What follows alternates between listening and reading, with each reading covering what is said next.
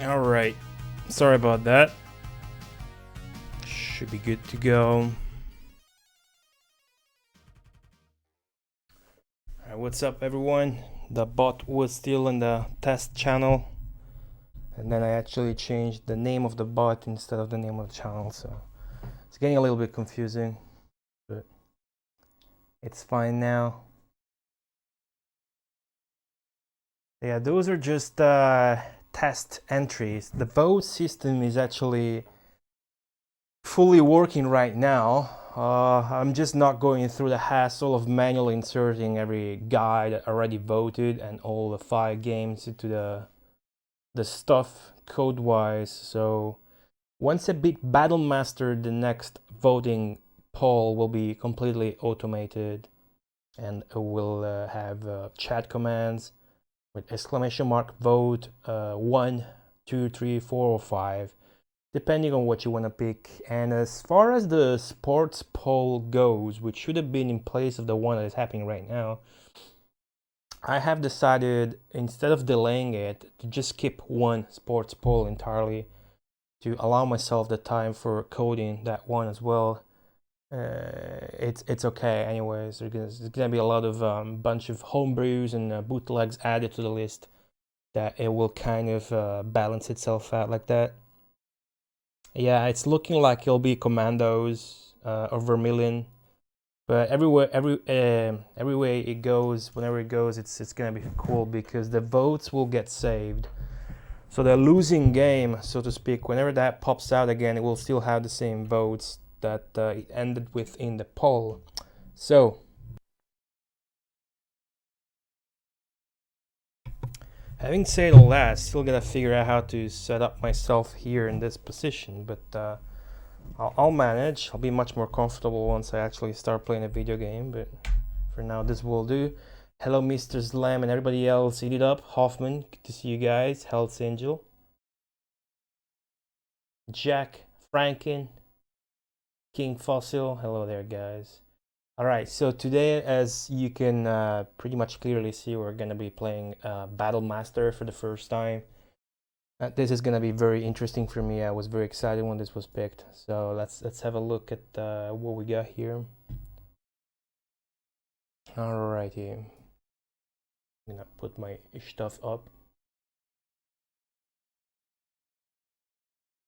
Okay.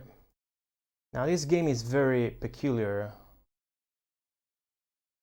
This game is very peculiar because it came out on November 1991. And it only came out in North America, but it's actually a British game. Hardly gets any more British than this. Right, so we're gonna have a quick look here at the cover art. I want you to look at how beautiful this is, because in the third part here, we're gonna be looking at more from that author. Right, I'm gonna have a zoom in that and all of that stuff. So I prepared this. I want to look at what it says on the back of the box as well. I like the yellow design here. It's very unique. I can't really think of many more games that did this. What's up, Mako? Gunster. Yeah, I want to buy this game, but with the poster and everything, it's like $50. That's a lot. It's a lot. It looks cool. Let's see how much I like it. Maybe I'll add to my list of games that I must buy. Wow, well, I got the audio from that. Mako, thank you very much for the resub. 16 months. Appreciate it. Do I even have the alerts thing up? Oh, I don't. Okay, cool. Let me add it. Browser alerts. Alright, we're good to go now. We sacrifice Mako's sellout alert. Battlemaster, a world of dwarves, elves, humans, and orcs. I barely know anything about the game itself. I don't know anything about this, so I just know how a screenshot looks like, so I kind of know what to expect, but I don't really. I remember Zinnik showed this once and Nintendo don't, but it was absolutely wasted. I remember Jack All. With the dwarves, elves, humans, and orcs, mounted in the crown of each race's king is one of 4 scattered shards of the Watcher's Tower gem. I wonder if this is gonna be some super cool scenario where you gotta go around like in Rings of Power and collect shit, but you can choose the order, and it's kind of like a open world, which must be returned to its rightful place before the world degenerates into oblivion. Conquer all 4 races with the army you assemble and lead into battle. At least 100 hours to complete the game. Holy shit.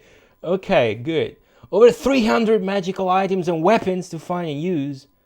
More than 2,500 screens make up 50 towns, villages, castles, dungeons, and wilderness areas. This is sounding exactly like Rings of Power. I'm pretty hyped right now. Wizards, thieves, warriors, and merchants in each race.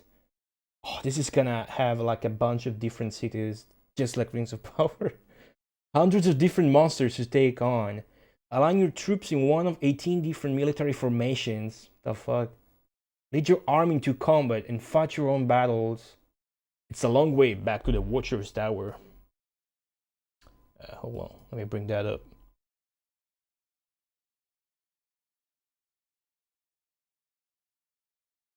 So we hope you've got plenty of time.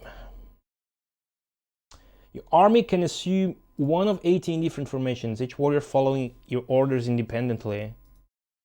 Screenshots look sick, by the way. I can't wait. Oh, go back. Oh, you bitch. Okay. Along the way, you will encounter obstacles requiring you to make use of your forces in many varying ways, from negotiation to puzzle solving. Of course, there's always sheer force. Okay, that looks sick. That looks sick. I hope this is a good conversion from the original. I think the original was Atari ST, then was ported to Amiga, and a year later to DOS. That's looking like it's gonna be a lot of fun, this game. Bo de Schmo, Orange Other Pop, what's up? What is up? Alright. So now, the original version of the game was actually developed by not Mirrorsoft, which is what is credited, even though here you see Arena Entertainment. So we're gonna go a little bit through what's going on that front. Try to get both the things I need in one screen here. All right. So as we say, this came out only in America, November 1991, but it's a British game. This retail at pretty much $50 and was originally developed in 1990 by Personal Software Services, which you might know by PSS. For Amiga, Atari ST, and DOS, I think the Atari ST version was the original one, because that's the one with the staff credits. Subsequently, Mirrorsoft englobed PSS, so they are credited for the game's development. If you look this game up, you'll find Mirrorsoft. Fucking Tom emote. The thing with the Genesis version, because this was a Genesis exclusive, not really a Mega Drive, is that it was seemingly handled by a single guy called Nick Pelling. So we're gonna look into that as well. This is like a separate conversion, but it looks faithful to the original. All right, hopefully did a good job. Now, Mirrorsoft is a UK-based company. Here's a few logos for you guys to gaze at instead of my ugly mug, which is hidden by this giant dildo anyway, so it's okay. Now, Mirrorsoft was the Mirror newspaper group, but it was a software house of a newspaper house. I mean, they kind of made games other than newspapers, but not really. They just published shit. Now, the interesting thing here is that Mirrorsoft had actually did one of the things I like to refer as the hero deeds, like I don't know, Tengen cracking the Nintendo, the NES security system, shit like that. Basically, what they did, they set up a company called Arena Entertainment, which is what you see on the box of Battlemaster. They set up this company with the purpose of, I don't know if that was the sole purpose, it's probably just convenient for them, economically speaking, but the purpose of setting that up was so they could publish Sega games as to circumvent the monopolistic Nintendo policy, which obviously restricted game development on Nintendo platforms in case the publisher was also backing Nintendo. So like, if you had a deal with Nintendo, you just couldn't fucking get stuff out on their system. As we've seen in the early days of the Mega Drive, all the Capcom ports were handled and recoded by Sega. Capcom only got to make games on the Mega Drive much later on. I don't remember what's the first one, but maybe it was Chicky Boys. Then I got to do Street Fighter. But the early stuff like Striders, Super Ghost and Golds, not Super, fuck that. Forgotten Words, the stuff was all recoded by Sega, of course. Anyway, eventually Arena Entertainment was purchased by Acclaim between 91 and 92, following some financial issues that happened over at Mirror Group. Now, Arena Entertainment would still continue their work until 1994, but basically the financial issues and the entire collapse of Mirror that happened in 1991 was due to a somewhat tragic happening resonating with the media, which was the death of Robert Maxwell, one of the founders of the whole Mirror Group empire. You know, here's a picture of him holding up his own newspaper from the Mirror thing in the center picture, and here too are reports of the death. Seems to have been a pretty big deal. All right, this death was, he drowned. He drowned in November the 5th, 1991, pretty much exactly when the game Battlemaster on Mega Drive was released. Now, it is believed that he committed suicide, and an investigation seems to have uncovered war crimes, but we're not gonna look too deep into that. That's pretty much it. Now, Mirrorsoft would mainly publish games, as we've said briefly, but they also developed some educational and productivity software. Most notably, they did there you go. They did this most notably. There was a DTP package, Fleet Street Publisher, for the Atari ST. Now this was used to like make your own newspapers. it's I don't know. Looking at it right now, it sounds like stupid, but it's probably a big deal at the time. Yeah, the game is cursed, of course.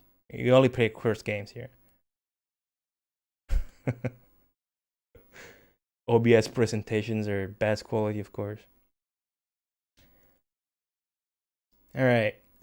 So this program was actually outclassed, however, by TimeWorks Publisher, aka Publish It, by GST, aka Green Street. And that program is still marketed. Or this one, of course, is not, because it's on the fucking Atari ST. Who the fuck would buy that, right? Now at least. Now, it's a pretty big deal back then, though. Now, the software house of Mirrorsoft actually started out to do educational software before it would move into games. So this Fleet Street Publisher thing over here is just a proof of its printing roots, of course.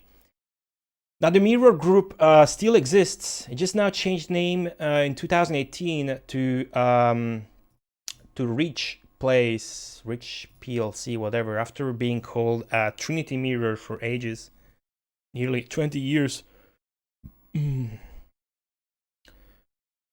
It's actually among the biggest Britain newspaper groups, publishing the national newspapers Daily Mirror, Sunday Mirror, and blah blah blah. The People, and other than 2 Scottish ones and some regional papers, bullshit like that.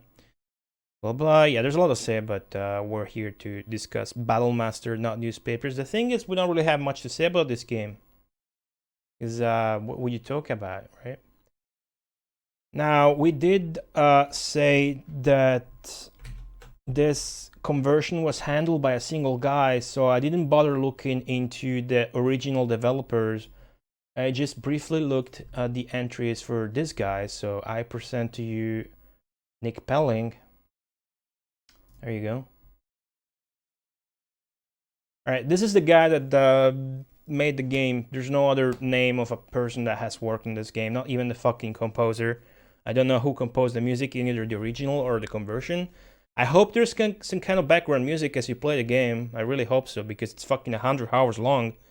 So if they give me anything music-wise, even just Rings of Power material, holy shit, that composer died. All right, we're gonna play a cursed game. End of story.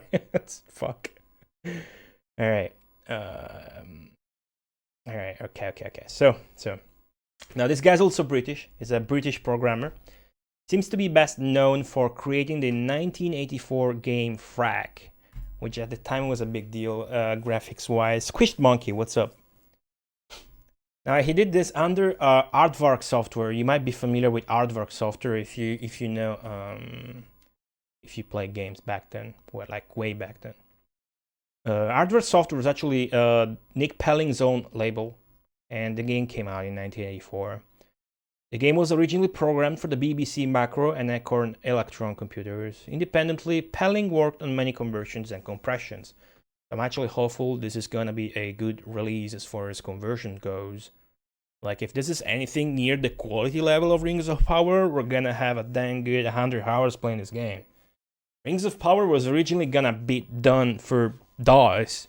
Then EA just told Naughty Dog, fucking do this on Genesis, because it's gonna sell more now that we got a deal with Sega after fucking reverse engineering their system and making our own cartridges and just kind of backing them into a corner to give us royalty deal that was good for us.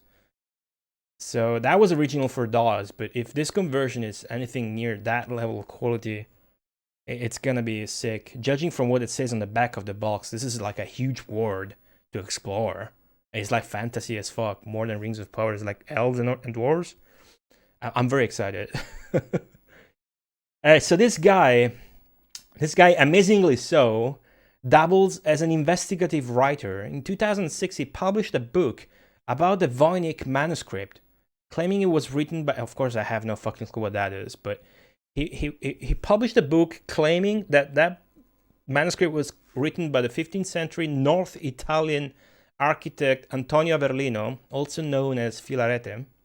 I'm familiar with Filarete's surname. I don't not like at school here in Italy when they teach you shit in high school. That name comes around when they teach you architecture, churches, and bullshit in arts. But of course, I was busy with doing other stuff. I didn't give a shit at the time. What's up, Motherbrain?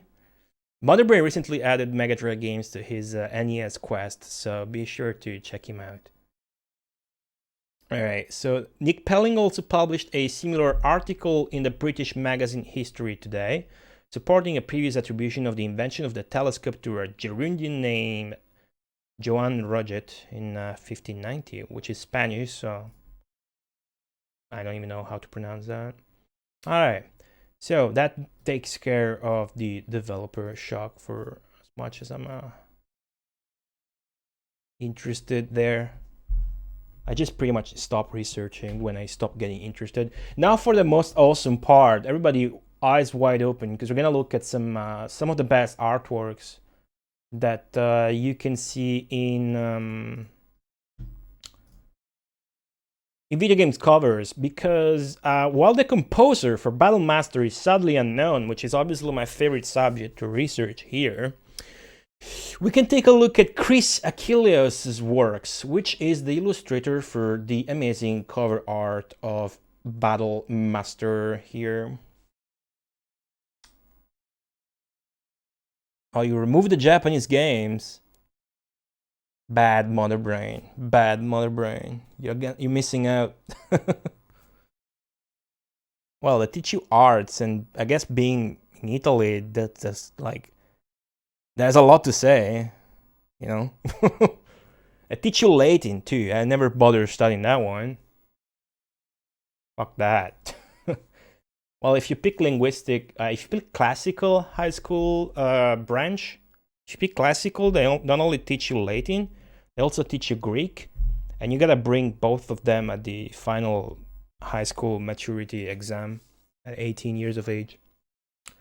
Mine, they taught us Latin for all 5 years, 6 in my case. But they weren't. It was not in the exam, so I never bothered opening a Latin book much. I didn't really give a fuck. All right, so He has actually a website that I'm gonna link now and later as well, but I prepared some high quality OBS presentation with all the good stuff he did in the video gaming world. So we're gonna look at some more cool shit from this guy. All right. Okay, so here we go. Let me get rid of this. Okay. All right, it starts here. Okay, look at that. This is like the French. The nearest dragons. I don't know what that means. We're just gonna look at pretty artworks now. Religion, I would not attend. I would just, all right. Just come on and say, okay, I'm not gonna attend religion classes. But the teacher was chill. He wouldn't ever teach religion, just hang out in class and talk about shit. Yeah, you gotta have Super Mapno in there. Dude, Mother Brain, you have to at least play the Russian Mario game. Oh, you can play the stuff like Yoko, Mamono Hunter, Yoko, and Dana, or translated stuff, you know? I can help you out if you hit me on that. Les combats des dragons en plein ciel. I can't speak French. Alright. Titan. Titan Advance, defining world fantasy. I tried to keep these in original resolution, well, of the pictures that are on his website, which supposedly are the best scans you can find, and even then they're not that good. His website is a nice portfolio gallery though. It's got a lot of stuff other than the box artworks. He's got so much shit on his website that we're not gonna look at them all. That's why I linked the page. Look at that. Holy fuck. The dragon on the bridge. It's got holes in its wings. And they're like attacking, and there's a fucking priest shoving light in the face of the dragon. But the dragon is stomping a horse, and there's another knight behind the priest, and Mark Gascoigne, Arian Games. So these are all games. Oh, Ian Livingstone, that's the guy responsible for Death Trap Dungeons background shit. That's all I know about Ian Livingstone, actually. The big dragons, exactly. All right. Oh, now we got this one. This one's gonna be a favorite. Barbarian 2. Yeah, I love this one. Diagnosis game. Amiga release. Yeah, look at that. The freaking detail on the giant griffin's beak and face is so good. You can usually tell a good artist, illustrator rather, from how good his animal portraits are, how realistic those are, but it still has style in the like human faces, and quality overall, and nice composition, of course, in the scenery, which is something you always see here. Like, there's this next one. The epic game of power and politics. Warrior Knights.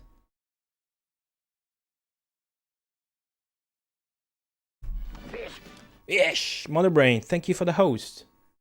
Appreciate it.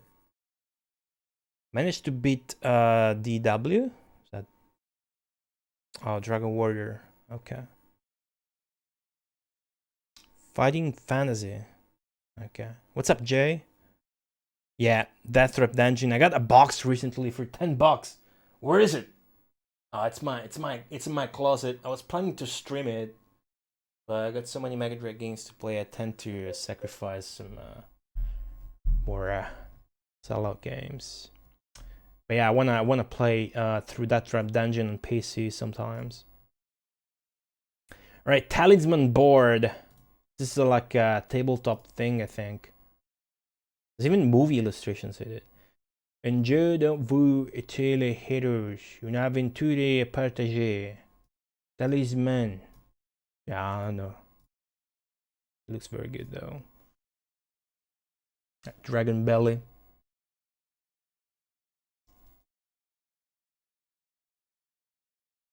Yeah. Yeah, good layout of the illustration as usual. The dragon is flapping his wing across the whole width of the artwork. There's a tower that extends the whole way vertically with the game's name on top of it, and dragon's tail on the side adds color, and then the fuckers you see in the background just gonna get smashed to bits. All right. This is what a movie. It was in his category for the games. I guess it was a mistake, but it was cool, so I added it. See, VHS Extermination 2025. So a lot of French stuff. Even though his name, I don't think is French. A lot of French stuff, so he might as well be probably either French or lived in France. All right, this is a cool one. Oh, look at that. There's a Roman guy and a Cartagena guy. I don't know how to say that stuff in English. This is obviously probably a French title. Yeah.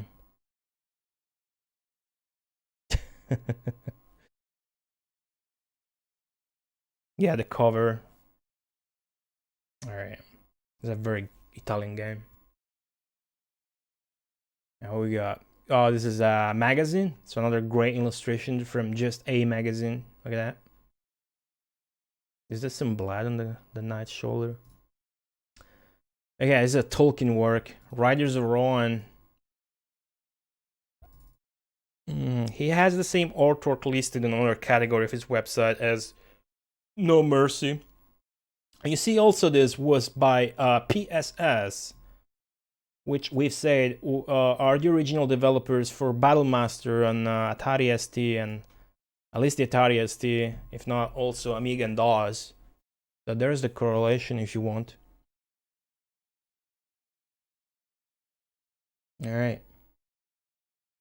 Riders of Rohan. All right, this is my favorite. This one, Bloodwick, which I don't know, it's just terribly good. Hold on. There. That is like one of the best artworks ever. It's so good. With the fucking tongue and the teeth and the monkey nose and the scales and the horns and the fucking spine spikes. It's so fat. And the hands come out of the little box. Even though this is one of the two designs for the frame of the box, this is the data discs. But the artwork is totally the same. It's just the better quality scan that was up on his website. It's a game Chubo should play. This is a Chubo game. Old school Western Amiga dungeon crawler. Yeah. Alright, we got Blood Royale. Power is wealth. Wealth is power. And then we got one that I, just by seeing the box, I just would like to play. This is on the Spectrum. Temple of Terror. There's some screenshots on the back, but I'll leave you to look for those yourself. I'm gonna leave the link in chat again if you're interested in looking more of those, or you can bookmark. I showed you all the game covers I could find of his.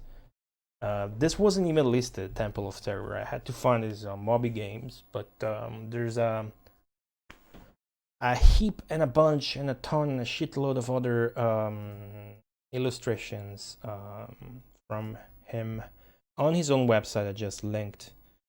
That also takes care of the visual shock as far as I'm concerned. Now we're just gonna go look at the manual. Gonna go grab the manual for the game on Sega Retro, and then we're gonna play the game.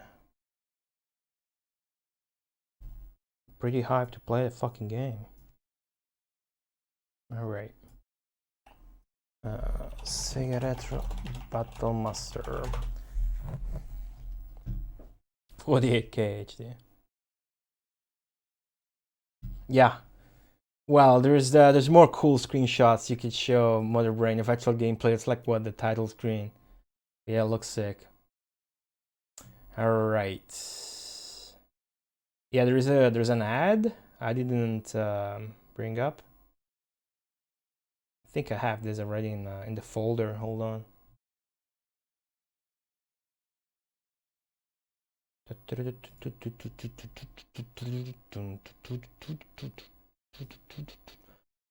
All right. Oh, okay, this is cool. Hold on. Fight your own battles. How do I enlarge this? I just gotta screen cap it. Yeah.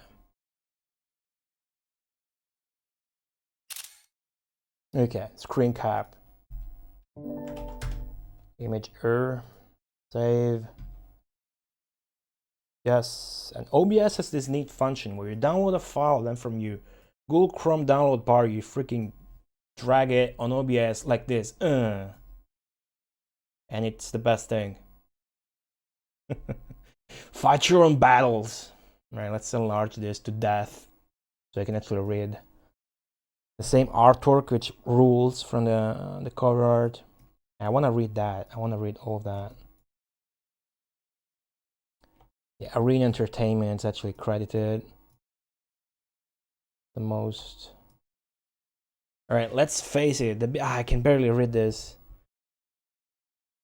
All right, let's face it. The biggest challenge in most RPGs is staying out of boredom-induced coma. Fantasy Star and Might and Magic are big, but where's the action? Oh shit! It was worth it. It was worth it. Oh fuck! Fantasy Star trademark and Might and Magic trademark are big, but where's the action? Variety of combat. Highlight fight in a menu and then stare helplessly at the screen as the machine fights for you. Yeah, well, that's just not good enough anymore. It's time to fight your own battles. So take control of your own RPG combat with Battlemaster. Yeah, the first game ever to incorporate real combat action and true military strategy into a gigantic RPG universe. Alright, cool. A great mix of action and role-playing adventure that's easy to get into. Slow-mo, Game Pro. Yeah, this is the same stuff that it says on the back of the box, which is sick. Holy fuck. 100 hours at least to complete the game. Can we... Will we take 100 hours to clear this game? Yeah, 2,500 screens and advertises 300 magical items and weapons to find and use. So it's supposed to have exploration. Right. If this came out in Europe, probably I would have... Me and my brothers would have heard of it, maybe? Alright, cool. I'm fucking... I wanna play this game so badly right now. Alright, gotta look to the manual first. Where's the manual? Oh yeah, this came with a poster. This came with a poster, which is sick because it's basically let me show you. Yeah. Look at this beauty. Yeah, Fantasy Star is a shit boring game with no action, and so is Might and Magic. You heard it from Battlemaster, guys. Yeah, this is the poster that comes with the game. You see on the box art, there is like a balloon that says free poster inside. The white one on the middle right. The poster is just the cover art, but the cover art rules so hard that it's the best poster ever. And he even designed the logo, by the way. You see the logo I put down there? The Battlemaster logo? He made that one. Get all the details and all the shits. This is all hot colors. There's no shade of blue or whatever. It's still fucking yellow, red, and brown and gray. It's awesome. Yeah, look at the... Okay. Enough jizzing on the artwork. You've done enough jizzing for a lifetime. For now. Okay, wait. Oh shit, gonna get the manual. I had the magazine opened up with the ad. No, we need the manual. Alright, manual.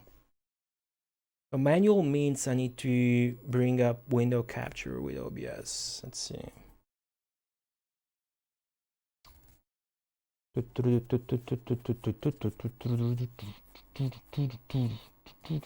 What's up, Juno? No, I'll just more and more. Okay. This should work. To get rid of Temple of Terror. Oh, there we go. Kind of. Let's see.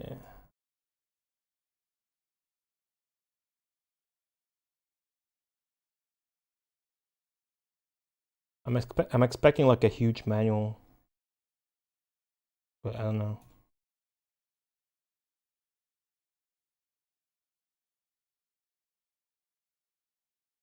All right. Yellow packaging is really cool. The Book of Armaments, Fidil's armor, Corandril's rings, the Gem of Maladil. This is fantasy as fuck. This is like all the names are inspired by Lord of the Rings and shit. All right, our 8 direction movement. Okay, deploys melee weapons. Yeah, you control with a cursor and stuff. Okay, you gotta move a cursor around and then you can move your units and stuff. Okay. All right, Battlemaster, the Age of Conflict. I'm reading there on the right. Not much is known about the creation of the world. The best we have to go on is the ancient book of Aran.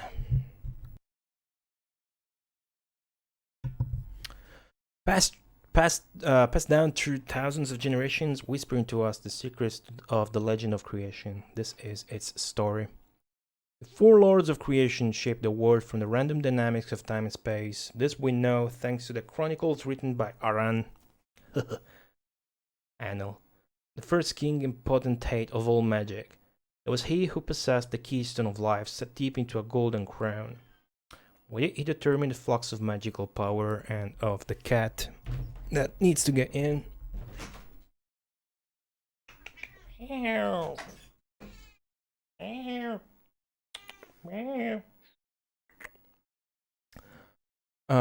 He was the chronicle of this world's past, and his chapters are known as the Age of Peace. Just before his death, after all of his kind had died, he crafted a final entry in the Book of Aran and placed it in a crystal case to protect his words from the scars of time. In a final act of despair, he shattered his crown with a keystone of life, splitting it into fuck. Splitting it into uncountable shards left behind in his tower, but the back of the box mentions just 4 shards. Maybe we already have all the other ones. All life ended for a time, but as things go, life returned to our planet. 4 races led by 4 kings, wearing crowns, bearing the main shards of the splintered keystone of life. Oh, okay. Each had a queen at his side, all wandered from Aran's tower to build their kingdoms and weave their own tapestry in the world. And in time, other dark and nameless creatures crept from the cauldrons, bearing the tiny shards of the keystone that created them, following the kings into a new world. 4 races developed and prospered: elves, dwarves, humans, and orcs. Oh, dude, what if you can choose your race? Nah, you're obviously gonna be a fucking lame human. If you can choose, I'm gonna be a fucking orc, or maybe an elf. As time passed, the 4 territories crossed, and their differences spilled out of the shadows. I will go with orc, because maybe it gives you more of a chance to do evil deeds. But I'm not expecting any choice, actually. Go in with no expectations, and then the game turns out that's awesome. The elves are a natural people, loving sunlight and forest shade. A tall, fair, and elegant species, always vigilant against attack. They have one skill on their side, and knowledge of magic. They protect their culture with a double-edged sword of defense and art. Theirs is... that's not how you spell theirs. Theirs is the first great empire, sprawling the central forests of Aldarion and the vast tree belt of the Southlands. The dwarves, too, are a solitary race. They are short and stocky and few in number. As creatures of habit, mainly miners, builders, and smiths, their psyche is governed by a desire to delve forever deeper for the magical core metal of the world. They are a disparate, hostile people, going wherever the mining is good, given to territorial defense. Their main settlements are close to the tower, the place now known as Nogarth, the dwarf realm. Men are the land's farmers, so this is now talking about the humans. They breed quickly because the lifespan is short, and this makes them more desperate than most. They rejected the power of magic long ago, choosing instead the path of science. They have always been an expansionist species, and they soon spread their corruption north into the Great Plain and east into Hardor. Finally, this world hosts orcs. These creatures, as has been well recorded elsewhere, are warriors. Efficient fighting machines who live and die by sword and statecraft. What the fuck is statecraft? Craving power and glory. An orc runs from battle when he calculates that the odds are against it. So, the world was divided among the races. The elves ruled the forests, the dwarves held the underworld.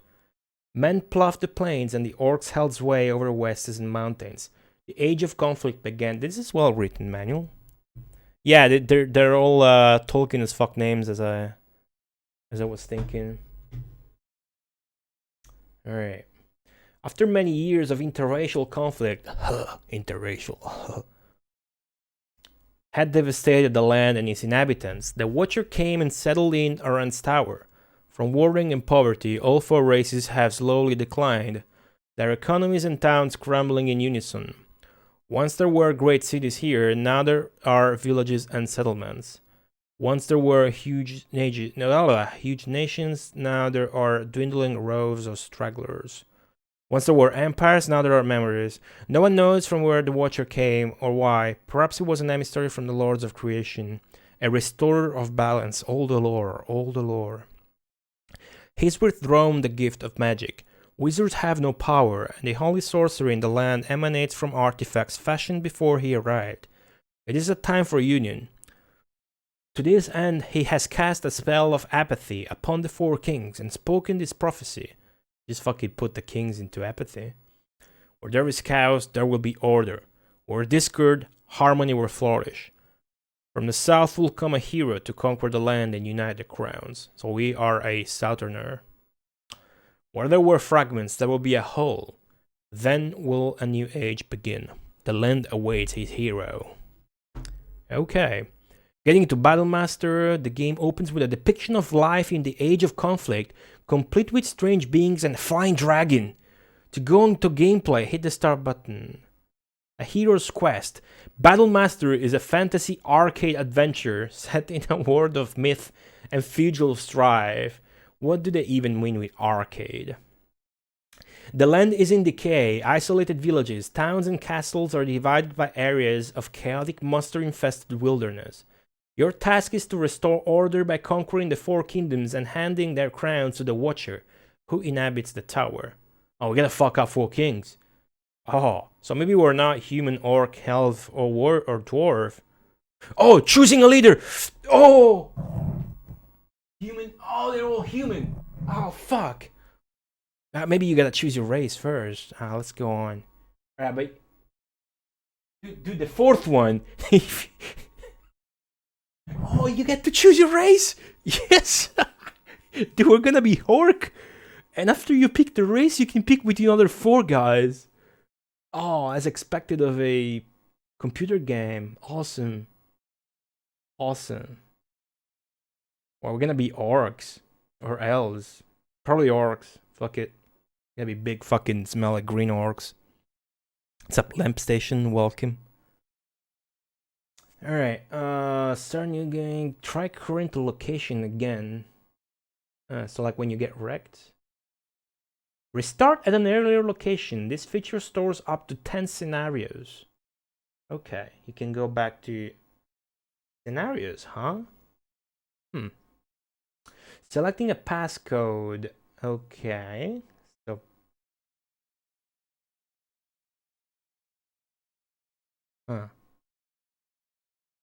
okay, 60 character passcode. Jot that passcode down and later enter it. We're gonna need more paper. Game options, music options, other options. Hold on, I have a leather as fuck thing here with all my Mega Drive stuff. I still got Alien 3 maps and Mortal Kombat fatalities. and fucking eliminate down nodes and fucking road blasters, maps, freaking electrocop shit. Where's okay? Here's some free papers. Okay, good. All right, choosing a leader. Music option. Oh, there's music. Nice. This game is gonna be awesome. Okay, before you can play, choose the leader you like to be. Use the directional button to cycle among 16 potential leaders, up and down within races, left and right to access other races. You may lose troops in battle, but if the leader is killed, the game is over. Once you've selected your leader, you go directly into gameplay. Gold pieces. Okay, that's the UI. War chest. Each leader comes with a war chest of weapons, armor, and supplies. More can be bought in the Parley feature, or found in buildings and caves during gameplay. Oh yes. Troops, playing a game, main screen, a scenario landscape, blah blah blah. Game scrolls. Anything interesting? Oh, there we go. Okay, hold on, check this out. Gonna check this out. The Battlemaster universe, the goal.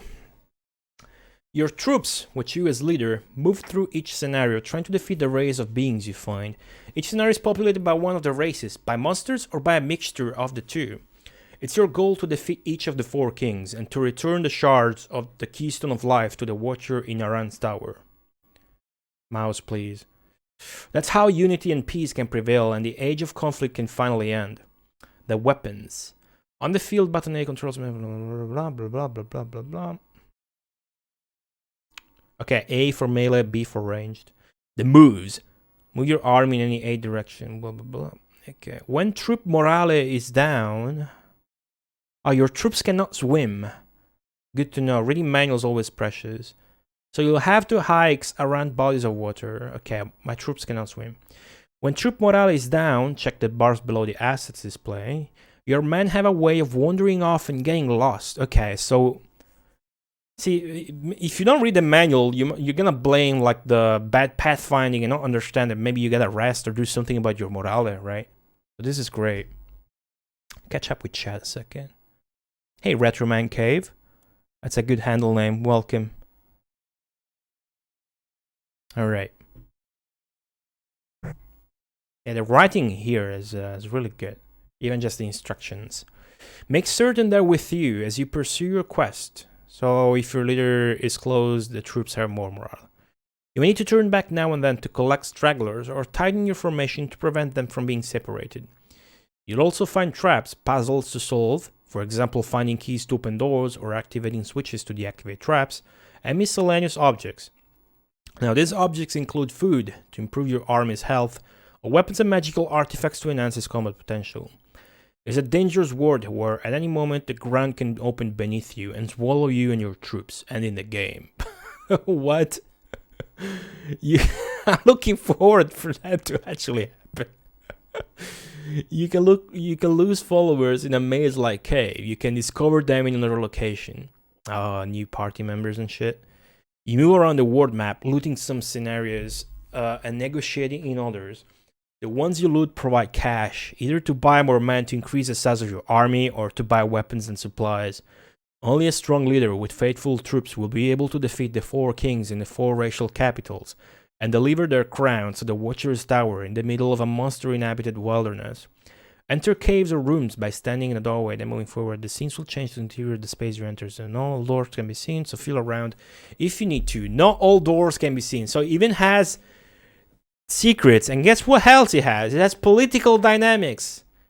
This game's manual is setting up the bar and the expectations so high that, I don't know. Dwarves hate elves and orcs. Elves hate dwarves and orcs. Humans like no one, but despise orcs the most. Orcs hate everyone. We're gonna play as orcs. Fuck that. I am convinced now. Parley. Hello, Sonic Man. I'm fine. Hello, Dan. Yeah, there's a lot of lore in here. I don't know what parley means in English, but it seems to be some kind of shop or something. You parley, so it's a zap verb.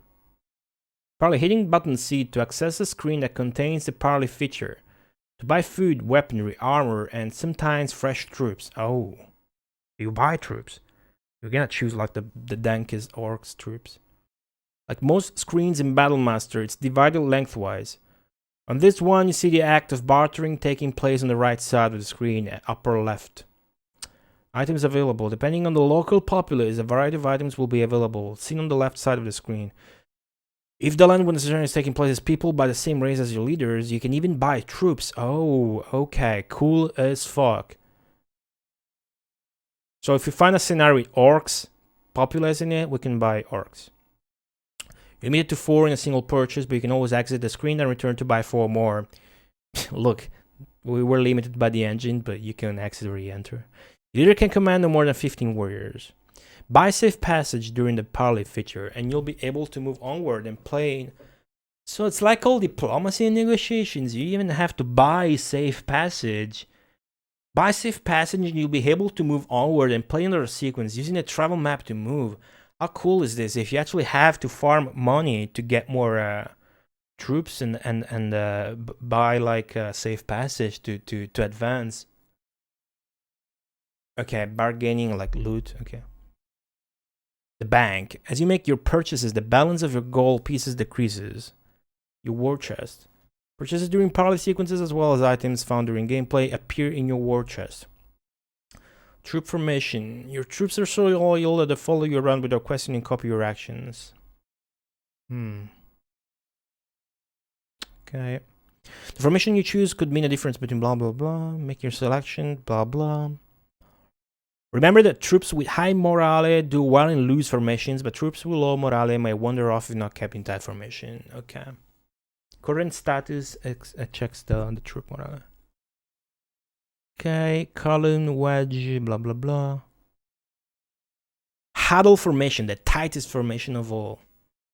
Open formation, no particular order, each man for himself. Oh, look at that. That's a high quality map.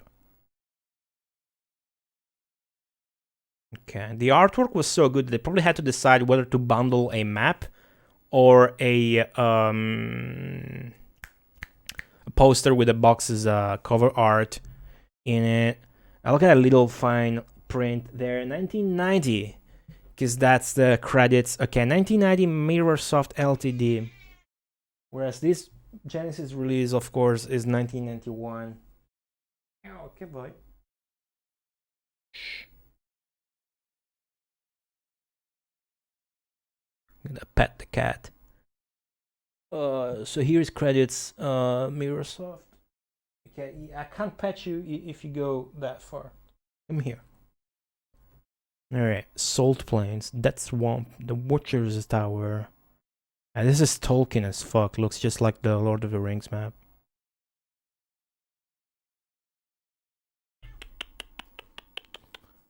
Oh, you can pick where your leader goes, blah blah blah, rally using held items. Select. You mean C? Because there's no select button.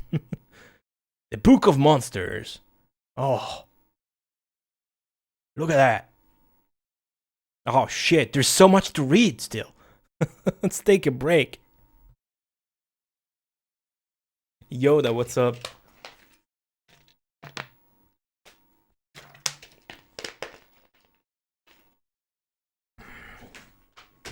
Yep, there's a Book of Monsters. What's up, Team Pot Gamer? Yeah, we're talking about Mirrorsoft earlier. When Aran shattered the keys, Aran? I'm gonna call him Aran. When Aran shattered the keystone life and its shards fell back into the cauldrons of the tower. Let me make sure you can read this. Yeah, I beat Snake right on a roll, of course.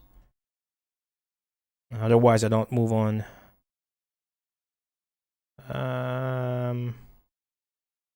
When Aran shattered the keystone life and its shards fell back into the cauldrons of the tower, each fragment initiated its own species. The 4 main shards rapidly developed into the 4 main species: humans, orcs, elves, and dwarves. But there were other shards. Even the tiniest silver eventually produced its own life form. The smaller the silver, the greater the mutation, and the more the thing created slipped from perfection. The creatures spawned from these fragments were monsters, corrupting mind and body. Some of the more extreme deviants have perished through natural selection or through lack of numbers. Of those that remain, this list is one reliable catalogue. Lesser monsters. These relatively unintelligent creatures are widespread throughout the land, but provide little serious opposition. They are generally simple species mutated to unnatural size. You just fucking need a stream of its own just to read the manual. It's taking more than the Law Shock itself. Yeah, but it's 100 hours game, so... Alright, giant spiders. This is a fucking D&D manual. Appearance, spiders mainly black, 3 feet long. Armor, soft skin. Attacks, bites. Some spit poison gas. Magic, none. Rating. Southern species are relatively harmless. Northern variety are dangerous. Giant spiders have only animal intelligence. They're just one of those nasty little things you meet in the wild.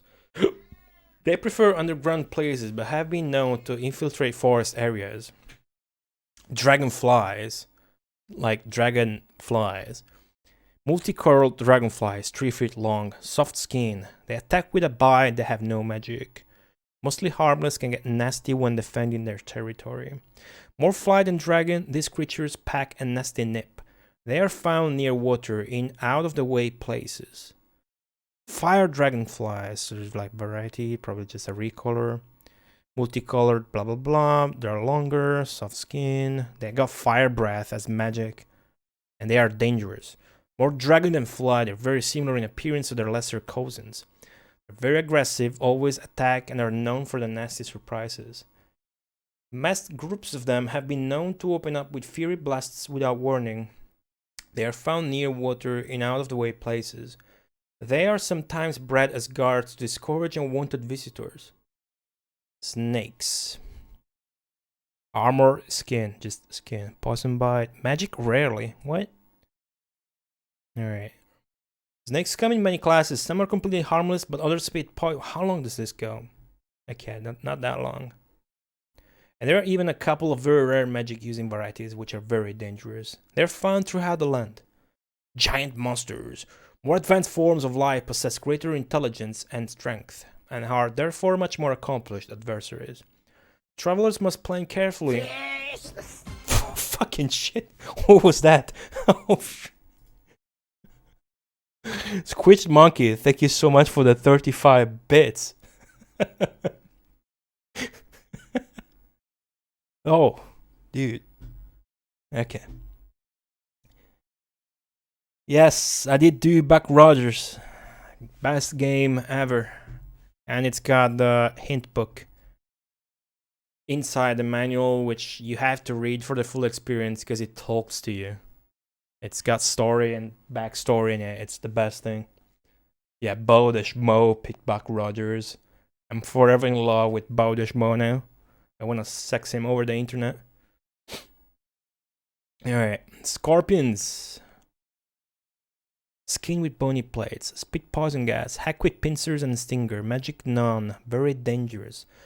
A large shard created these creatures, so they almost qualify as a race. However, they are socially very different to the main races. As a hive society, they have little individual will or intelligence.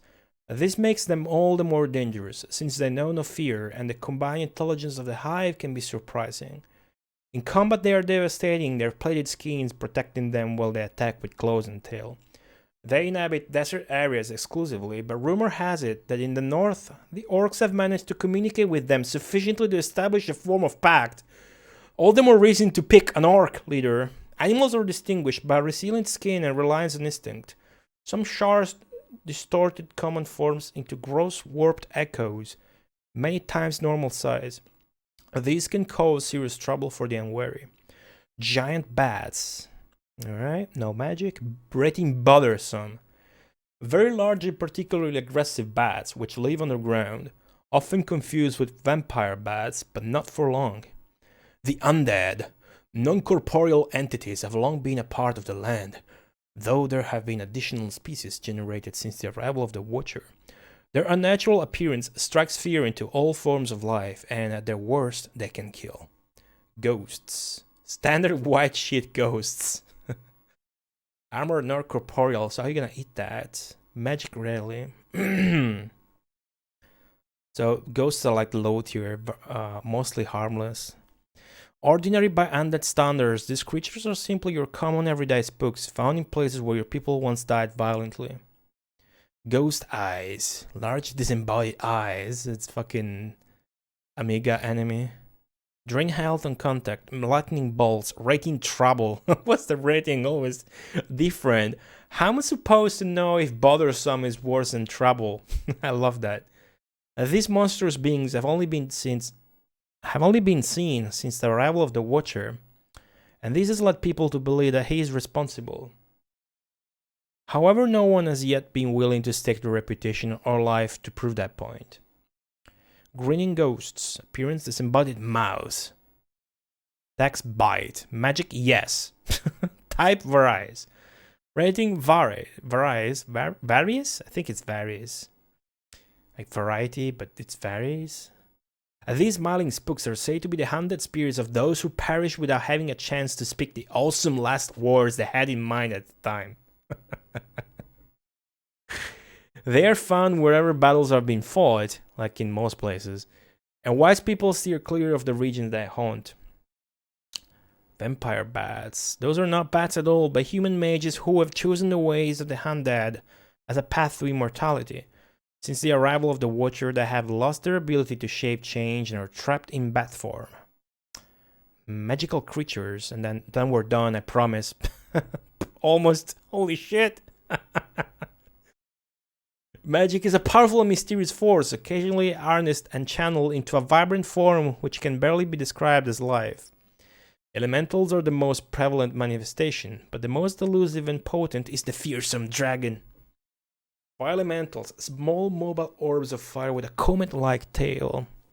Rating trouble, magic fire attack, attacks none. Fire elementals are either free-wheeled or bound by a mage. The free-wheeled variety occur near sources of natural fire. The bound variety act as guards or servants for a powerful mage, occurring wherever he takes. Light elementals, armor uncorporeal, attacks non-magic lightning, rating trouble. These elementals are more difficult to bind than fire elementals, so most of those you encounter will be free-wheeled. In this form, they're also known as will-o-wisps. They're playful spirits inhabiting swampy areas, leading unwary adventurers to untimely ends with a combination of combat and quicksand.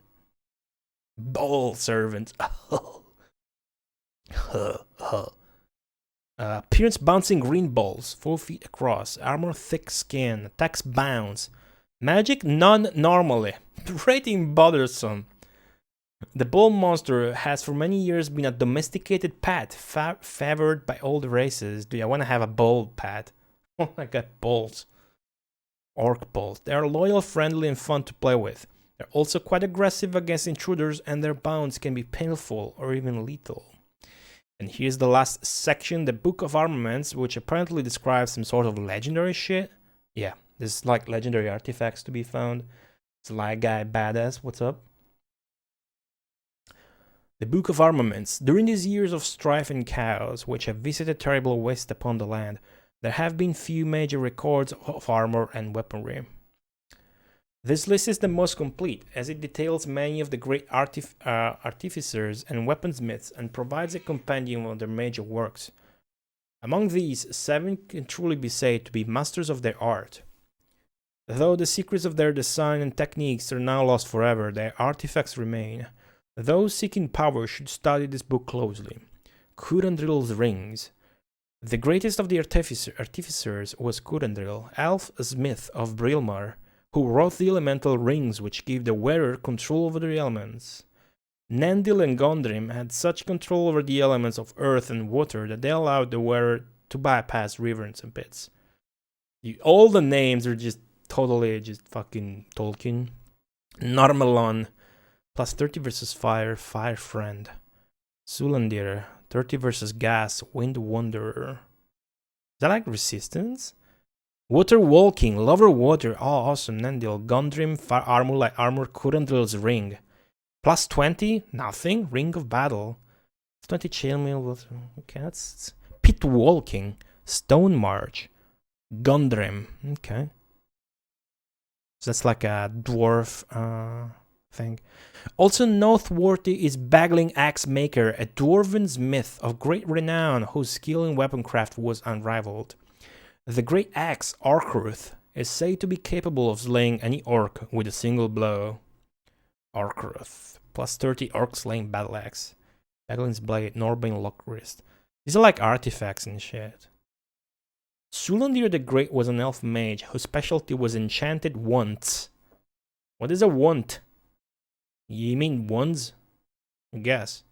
He focused and bound much power into these items, and their ability to cast the combat spells of old persists, even since the arrival of the Watcher. Firefinger, Lightfinger, Firehand, Light Hand, Firefist, Light Fist, Firehammer, Light Hammer, the hand of Sulrandir, Sulrandir's fist. Fedil's armor, Fedil. An artificer of great repute was Fedil, who specialized in the crafting of armor. While chainmail was his preferred medium, his greatest works were in Dragonskin, which bestowed upon... This is fucking Ultima line! Which bestowed upon the wearer all the defensive advantages of the dragon without the social drawbacks which being a dragon usually caused. Okay. Dragonskin armor, Fiddle's Blade Wall, Bladebane, Bowbane. Plus 25 chainmails. Everything's so generic and awesome at the same time. The Gems of Malildil, and that's the very last section. The third most famous elven smith was Malildil, the finest worker of the power of gems. Her greatest piece was the Diamond Star, a talisman which gave the wearer total immunity to the effects of fire. It is, alas, believed to have been destroyed by the Dragon of Mount Fang, who feared his power.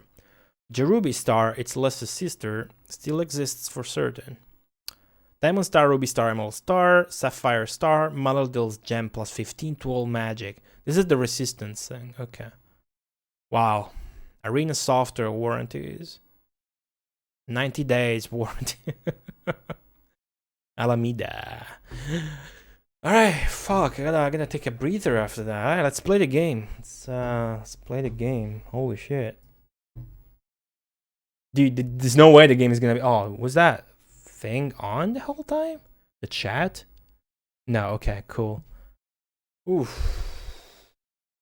Alright, let's do this. No, wait, wrong screen. Wrong screen. Stop. Okay. Good. Nice. Death counter.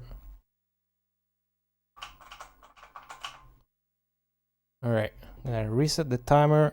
Always forget to do something. The nature of it. Inherent nature. Okay, I think we're good.